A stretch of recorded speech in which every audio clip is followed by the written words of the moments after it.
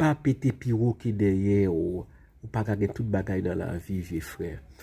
Bonjour, vous êtes sur une chaîne dédiée à la philosophie.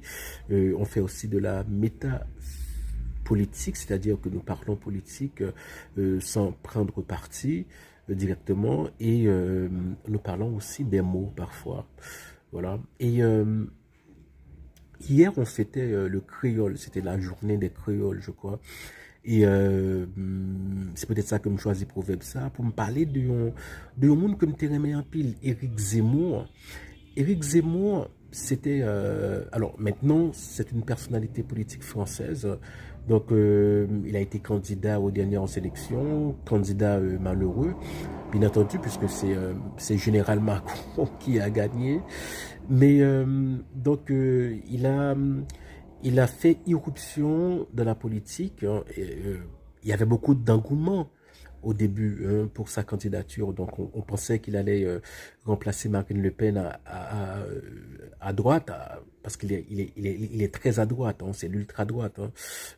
On pensait qu'il allait évincer le Rassemblement national. Mais voilà, aujourd'hui, on ne parle que du Rassemblement national lorsqu'on parle de l'ultra-droite en France. On ne parle plus du parti de Zemmour. Et pas péter Pirot qui est derrière.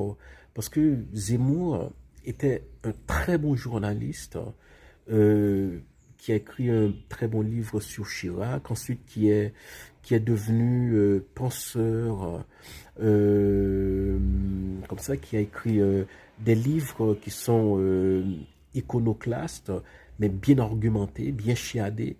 C'est quelqu'un qui parle bien, qui s'exprime bien, qui est controversé certes, mais qui n'est jamais dans l'invective, qui est toujours dans l'argumentation. Même quand on l'insulte, eh bien, il essaie d'argumenter. C'est ce que j'aime chez Zemmour.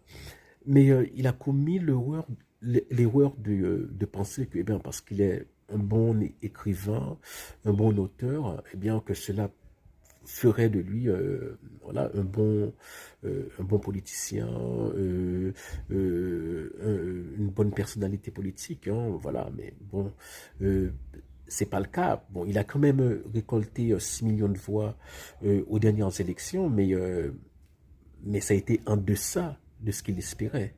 Maintenant, il n'est plus vraiment audible hein, en France, de la vie politique française. Hein. C'est dommage. Hein. On ne veut pas tout